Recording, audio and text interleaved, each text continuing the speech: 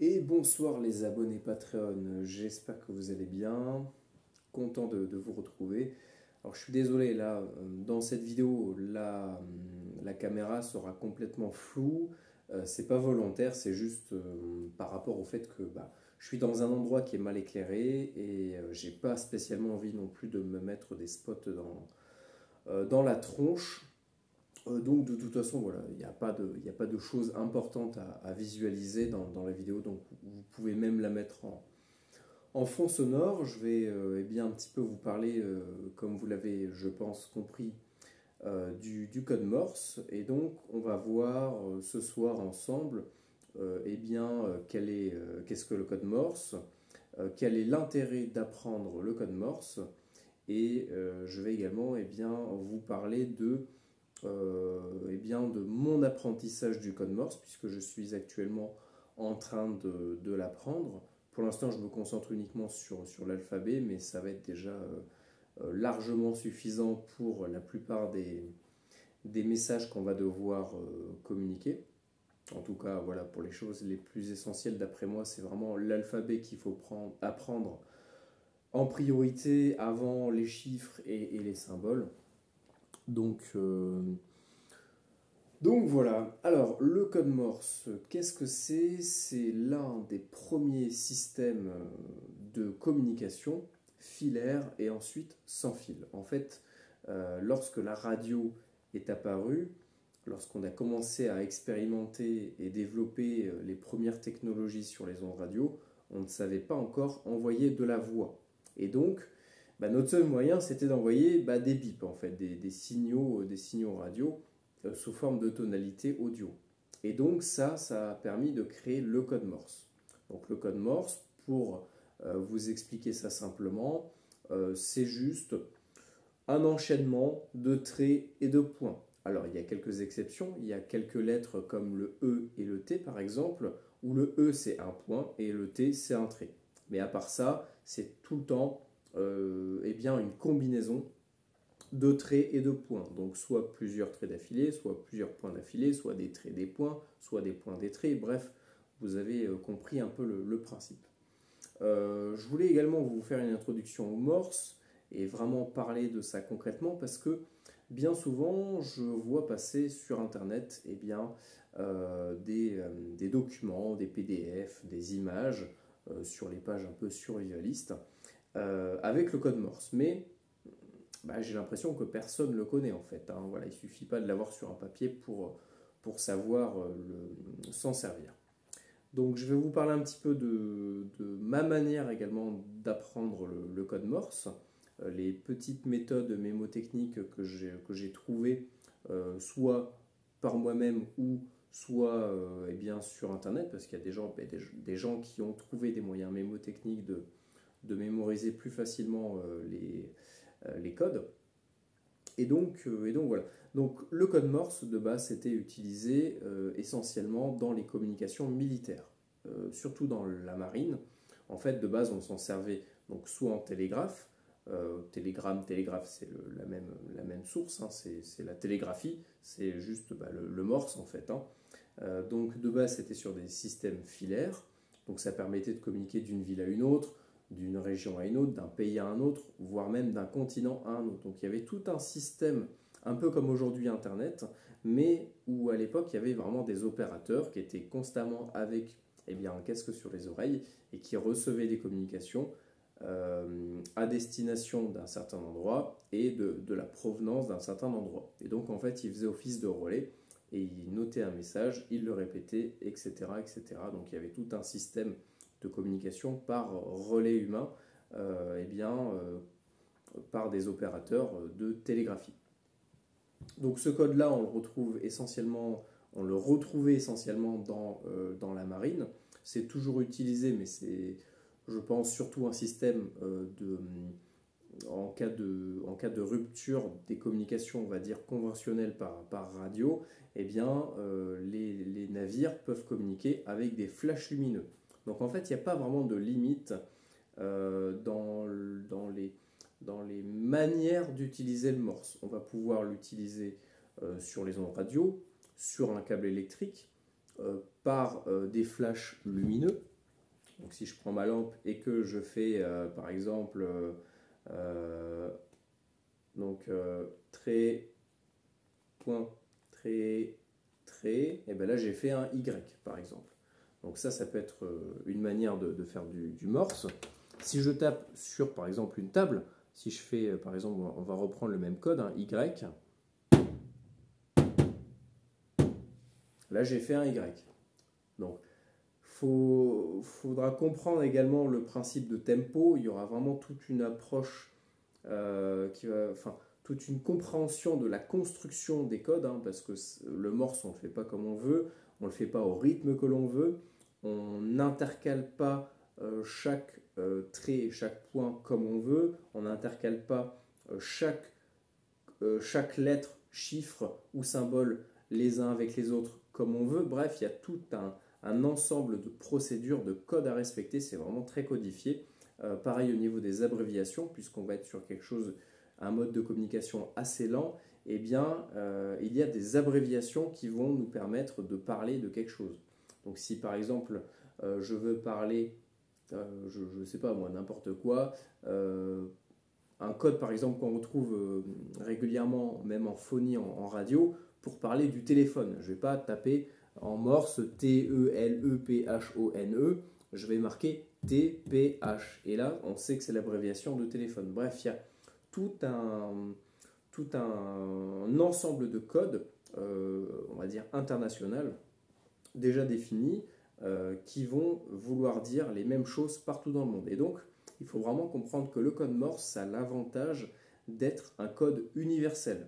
C'est-à-dire que, alors même s'il y a quelques petits variants, le code Morse, en règle générale, sera toujours le même. En tout cas, voilà, les opérateurs radio ou les opérateurs de télégraphie apprendront systématiquement on va dire l'alphabet international avant d'apprendre d'autres, enfin pas l'alphabet international, mais plutôt le code Morse international avant d'apprendre d'autres codes Morse, notamment dans l'armée, etc. Il peut y avoir quelques variants pour éviter que n'importe qui puisse trop facilement décoder les messages. Donc voilà au niveau du code Morse. Alors déjà, ce qu'il faut savoir si vous êtes sur cette vidéo, c'est que potentiellement vous êtes intéressé par l'apprentissage du Morse. D'après moi, il faut être motivé. C'est pas compliqué. Moi, vous voyez, pourtant je suis passionné de radio. Le Morse, c'est vraiment la base de la radio, et pourtant je ne me suis jamais plus intéressé que ça au Morse, parce que ça me semblait un peu archaïque, parce que je sais pas, j'avais juste pas cette envie d'apprendre le Morse, et donc malgré le fait que je pouvais l'apprendre, je l'ai jamais appris. Voilà, parce que c'était pas quelque chose qui m'intéressait, et il faut vraiment comprendre que apprendre le code Morse ou apprendre d'autres choses, c'est exactement comme arrêter de fumer. J'ai jamais fumé de ma vie, même pas une clope, mais j'ai vu de nombreuses fois autour de moi des gens qui disaient je vais arrêter de fumer. Mais en fait, dès que tu discutes un peu avec eux, tu te rends compte que ces gens-là n'ont pas envie d'arrêter de fumer. Et c'est des gens qui n'arrêteront jamais de fumer. Et bien d'après moi, c'est exactement pareil dans l'apprentissage du Morse. Il faut déjà derrière avoir une vraie volonté d'apprendre le Morse. Il ne faut pas se forcer. Enfin, on va toujours un peu se forcer bien sûr, mais il faut que ça vienne vraiment de vous et que vous ayez envie d'apprendre le Morse. Sinon, ça ne fonctionnera pas. C'est comme, voilà, c'est comme apprendre n'importe quoi à contre-cœur. On n'y arrive pas. En tout cas, on peut y arriver, mais ça sera beaucoup plus difficile que si vous voulez le faire et si vous prenez plaisir à le faire. Et donc, d'après moi, il va falloir, et en tout cas c'est comme ça moi que j'apprends le Morse, c'est de manière ludique. Je fais ça essentiellement en m'amusant. Et le fait de le faire en s'amusant, ça va faciliter l'apprentissage. Donc on va voir maintenant un petit peu pourquoi apprendre le Morse dans la survie. Eh bien, je vous l'ai dit juste avant, c'est un code international. C'est-à-dire que n'importe où dans le monde, lorsque vous allez faire du Morse, que ce soit aussi bien sur la radio, sur du papier, avec un flash lumineux ou avec n'importe quelle autre méthode qui va vous permettre de faire du bruit ou de générer des signaux, ça peut être électrique avec une batterie et un câble, avec, je ne sais pas moi, tout et n'importe quoi, vous allez pouvoir être compris. Et il y a notamment des codes qui vont vous permettre eh bien, de demander de l'aide. Le code le plus connu au monde, que n'importe qui connaît, même un enfant, c'est le code SOS, qui veut dire en gros aidez-moi. Alors, je ne sais plus d'ailleurs ce que ça veut dire, SOS exactement, mais en gros, SOS, voilà. Lorsque vous envoyez un SOS, eh bien, on cherchera d'ailleurs, on fera toute une vidéo sur le SOS. Moi, je ne me suis jamais vraiment posé la question, je vous avoue, de qu'est-ce que ça veut dire précisément SOS, mais en tout cas, c'est un code international qui va nous permettre, vous permettre de demander de l'aide, de faire comprendre aux gens que vous êtes en détresse. La détresse, c'est lorsque il y a une vie ou plusieurs vies qui sont en jeu. Et donc, le code SOS, c'est le premier code, c'est celui à absolument connaître et vous allez voir qu'il est vraiment super facile, je vais vous le donner de suite, mais on le reverra plus en détail. C'est point, point, point, trait, trait, trait, point, point, point. C'est pas compliqué, c'est à chaque fois 3 fois un point, 3 fois un trait, 3 fois un point. Et là, moi, plusieurs fois, ça m'arrivait de me dire, mais attends, mais c'est quoi déjà? On commence par les traits ou par les points? Est-ce que c'est trait, trait, trait, point, point, point, trait, trait, trait? Ou est-ce que c'est point, point, point, trait, trait, trait, point, point, point? En fait, ça n'a aucune importance. Pourquoi? Parce que, si vous regardez bien, SOS, c'est le même mot, enfin les mêmes lettres qui se répètent. Vous pouvez faire SO, SO, SO, SO, SO, ça fonctionne aussi. Donc en fait, il n'y a pas vraiment de début, il n'y a pas vraiment de fin. À partir du moment où quelqu'un, n'importe où, hein, sur la radio, n'importe où, va détecter le trait, trait, trait, point, point, point, trait, trait, trait, ou pardon, plutôt point, point, point, trait, trait, trait, point, point, point. Je me suis inversé parce que j'étais dans le truc de inverser le code pour l'exemple. Et bien à partir du moment où quelqu'un détecte, entend, point, point, point, trait, trait, trait, point, point, point, il sait pertinemment qu'il y a un problème, qu'il y a quelque chose qui ne va pas et que quelqu'un demande de l'aide. Donc à partir de là, vous êtes sûr de trouver quelqu'un qui va pouvoir potentiellement vous porter assistance. Et donc plusieurs fois, eh bien, c'est arrivé que le code Morse, dans des situations de désespérées, dans des situations de guerre, de torture, eh bien, le code SOS a pu servir. On reparlera de ces histoires-là, mais il y a vraiment plein d'histoires qui justement montrent l'importance de connaître le code SOS. Il y a même des films qui en montrent, notamment par exemple dans des bateaux ou dans des sous-marins, je ne sais plus exactement, où il y a une partie de l'équipage qui est isolée qui est cloisonnée dans un compartiment. Je crois que c'est dans un bateau. Et en fait, l'équipe de secours ne sait pas si il y a des gens toujours vivants de l'autre côté de la cloison qui ne peuvent pas ouvrir par rapport on va dire pas aux vannes de sécurité, mais aux portes hermétiques. Et donc s'ils ouvrent, en fait, ils inondent tout le reste du bateau. Et donc, eh bien, de l'autre côté, justement, il y a des gens toujours vivants qui font du code Morse en tapant sur les murs. En fait, ils font ta ta ta ta ta ta ta ta ta. Et comme ça, au bout d'un moment, eh bien, l'équipe de secours sait qu'il y a eh bien, des personnes en difficulté et comprend qu'ils sont toujours vivants. Et donc peuvent mettre des moyens supplémentaires en jeu. Il y aura plein d'histoires comme ça à raconter sur le code Morse. C'est vraiment passionnant quand on s'y intéresse vraiment. Et donc pour nous, pour la survie, ça va nous permettre par exemple de communiquer de manière beaucoup plus furtive. Par exemple, eh bien, je ne sais pas si vous avez quelqu'un de votre groupe et qu'il faut communiquer sans devoir parler, c'est vraiment le gros avantage, c'est qu'il n'y a pas besoin de parler pour communiquer. Eh bien, vous allez pouvoir trouver des stratagèmes, soit en clignant des yeux, soit en faisant des petits trucs comme ça sur la table, ou en débranchant quelque chose, par exemple. On peut faire du morse aussi en branchant et débranchant une prise. Si je fais, par exemple,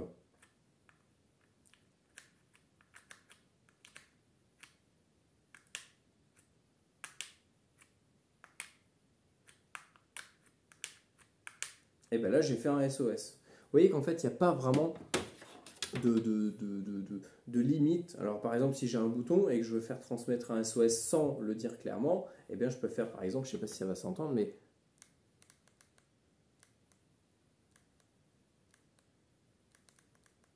voilà, là j'ai fait un SOS avec un power bank.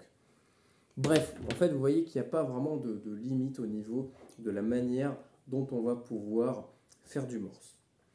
Donc nous, ça va vraiment nous servir à beaucoup de choses.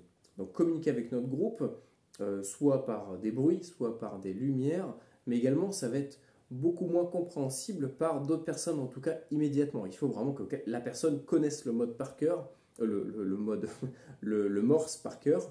J'ai fait un mélange entre le Morse et le code. Oui, c'est le mode. Donc, il faut vraiment que vous tombiez pile sur la personne qui connaît le Morse et qui arrive à détecter que vous êtes en train de transmettre du Morse et arrive à le décoder. Donc ça, c'est très peu probable et donc ça va vous permettre d'être beaucoup plus furtif au niveau de vos communications et ça va vous permettre de transmettre bien, du texte sans être également reconnu. C'est-à-dire que, à part si la personne vous voit directement faire du Morse, on ne saura pas que c'est vous en fait. À part si bien sûr vous donnez votre nom, votre prénom ou je ne sais pas quoi, votre identifiant en Morse. Mais si vous ne le faites pas, on ne sait pas qui est derrière en fait. Ça peut être tout aussi bien une machine, un MP3 qui tourne en boucle, qui génère des bips, ou quelqu'un qui génère le Morse. Donc en fait, ça va vraiment nous permettre de communiquer de nombreuses manières différentes. Et notamment sur la radio, il faut comprendre que c'est le mode de communication qui passe partout. Parce que le Morse, au niveau de la bande passante, donc pour vous donner une idée, si vous communiquez par exemple sur un Talkie-Walkie genre Baofeng ou un petit PMR, on est sur 12,5 kHz de bande passante. Alors ça ne veut peut-être pas dire grand-chose pour vous, mais 1 MHz, c'est égal à 1000 kHz. Donc là, une transmission, c'est 12,5 kHz. Une communication en AM, c'est un peu plus étroit. C'est autour des 5 kHz. La BLU, ça va être 3 kHz ou 3,3. Le Morse, c'est 1 kHz. Et en plus de ça, on va transmettre sur la radio avec des bips. Là, par exemple, j'ai pris mon petit flipper 0 qui me permet également de faire du Morse. Je fais n'importe quoi là, mais vous voyez qu'en fait, là, on génère juste une seule tonalité. Donc la tonalité, on va pouvoir la régler. Chacun peut définir sa propre tonalité bien précise au niveau du bip. Mais ce que je veux dire, c'est que lorsqu'il va y avoir beaucoup de grésillements, beaucoup de bruit de fond, surtout quand le signal sera vraiment très mauvais, surtout sur la bande, par exemple la bande HF, eh bien, un bip à l'oreille, ça pourra ressortir beaucoup plus facilement que de la voix. Donc ça veut dire que ça pourra porter beaucoup plus loin, surtout que la bande passante est très étroite, et donc ça permet également d'augmenter la portée. Donc plus la bande passante sera large, moins la portée sera importante, et plus on va se resserrer au niveau de la bande passante, et plus ça va porter loin, puisque en fait toute l'énergie va être concentrée sur un seul kHz, et ça va pouvoir circuler très loin, de manière très lointaine, surtout si on est sur des fréquences basses, et voilà, avec une petite modulation. Donc c'est pour ça que, par exemple, les radioamateurs, puisque en fait, en plus bien sûr des militaires, des civils, mais je veux vraiment parler actuellement ceux qui communiquent concrètement toujours aujourd'hui avec le Morse, ça va être l'armée, ça va être les communications aéronautiques, vous avez toujours des balises en Morse en aéronautique, notamment sur les balises de radioguidage au niveau des pistes d'atterrissage, elles transmettent leurs indicatifs en Morse, c'est un truc automatisé, mais les avions décodent le code Morse et savent qu'ils sont bien alignés sur la bonne piste du bon aéroport. On va également les retrouver donc, chez le service amateur. Donc le service radio-amateur, eux, communiquent toujours en Morse, parce que c'est des gens qui sont également là pour sauvegarder, on va dire, un peu ce patrimoine immatériel qui est la radio-amateur, et donc communiquent toujours en Morse, ce qu'on appelle la télégraphie ou aussi le CW. Donc CW, ça va être pour le mode de modulation spécifique à la radio, ce qu'on appelle vulgairement le C-double. Donc le C-double, c'est le CW. Alors, il y a trop de C dans ma phrase, mais CW, le raccourci, on dit C-double. Voilà. Bon, là, je pense que vous comprendrez un petit peu mieux. Bref, en fait, il n'y a pas vraiment de limite au niveau de tout ça, des usages. Et pour nous, ça va vraiment être très intéressant parce que ça va être un mode de communication très rustique, parce qu'il est très simple d'utilisation, même si, je veux dire, au niveau du principe de fonctionnement, c'est juste un bip qui fait un trait ou un point. Donc un point, c'est un bip rapide, et un trait, c'est un bip un peu plus long. Et donc au niveau des communications, c'est ce qu'il y a de plus rustique. Là où la voix, la phonie ne pourra pas passer, eh bien on pourra faire communiquer, on pourra faire transiter de l'information de manière, on va dire, par du morse. Alors certes, ça ne va pas être très rapide, même si on peut, avec par exemple des très très bons opérateurs en morse, en télégraphie, ou des ordinateurs avec une bonne carte son, un bon logiciel qui tourne derrière, qui sait bien décoder, eh bien on peut monter en vitesse et transmettre des codes beaucoup plus rapidement de manière automatisée. Mais pour ça, il faut avoir de bons appareils, de bonnes radios et de bons ordinateurs derrière. Mais on peut tout à fait faire une sorte de système automatisé de communication par morse. Ça prend certes beaucoup plus de temps que si on transmet ça par, je sais pas, un système de SMS par exemple, ou d'APRS. De l'APRS, ça va prendre peut-être une demi-seconde, là où le morse peut-être va prendre 1 minute à transmettre quasiment le même message. Donc voilà, on n'est pas sur le même laps de temps, mais ça va être un inconvénient pour un avantage, puisqu'en fait, ça va être beaucoup plus lent, mais beaucoup plus résilient, puisque eh bien, même si le signal est à 0, le bruit, le bip, on pourra toujours l'entendre. Et donc, ça veut dire que ça passera partout, en fait, tout simplement. Donc c'est vraiment le mode le plus efficace, qui va consommer en plus le moins d'énergie au niveau des communications radio, et qui va porter le plus loin. Donc c'est vraiment l'un des plus intéressants. Alors maintenant, au niveau de l'apprentissage, tiens, je vais faire ça en deux vidéos. Allez, c'est parti.